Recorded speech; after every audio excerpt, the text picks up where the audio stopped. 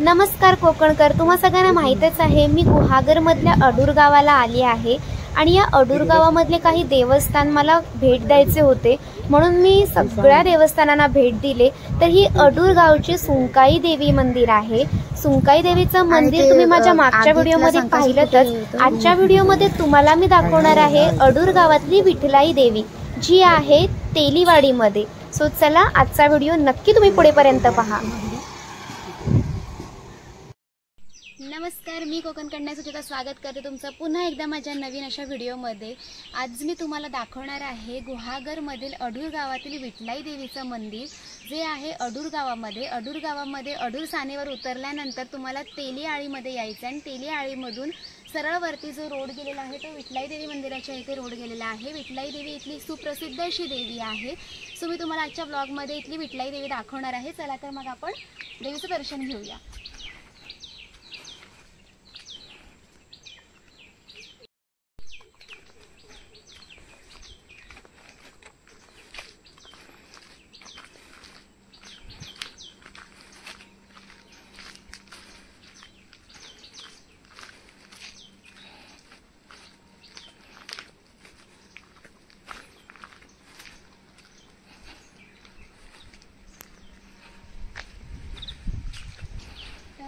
आपण विठलाई देवीच्या मंदिराजवळ आलेलो आहोत। इथे आपल्याला आता सुरुवातीला दर्शन घ्यायचे। पहिल्यांदा चप्पल काढायची आहे। चप्पल काढून आपल्याला दर्शन घ्यायला सुरुवात करायची आहे।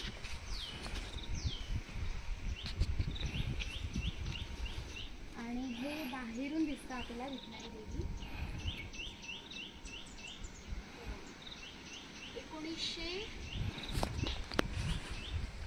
1924 साली बघू शकता तुम्ही 1924 साली याची स्थापना झालेली आहे।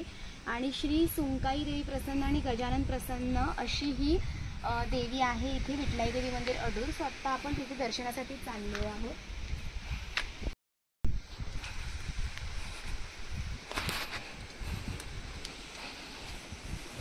वाव, खूप सुंदर असं विठलाई देवीचं मंदिर आहे। म्हणजे हे इतकं मोठं प्रशस्त असं मंदिर आहे आणि खाली त्यांचं पूर्ण गाव आहे। खालचं तुम्ही व्ह्यू एकदा बघून घ्या जरा।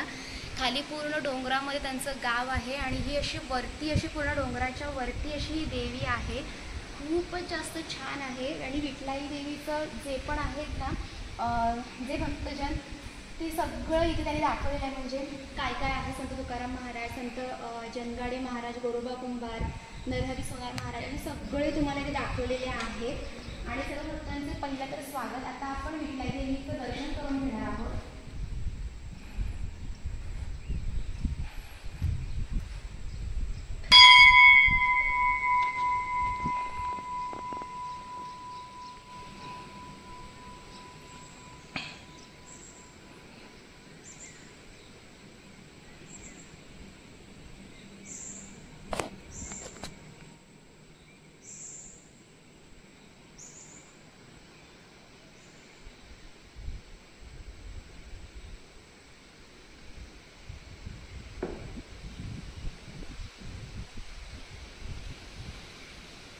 ही आहे आपली विठलाई देवी माता, म्हणजेच गुहागरमधील अडूरमधलं देवस्थान श्री विठलाई देवी माता।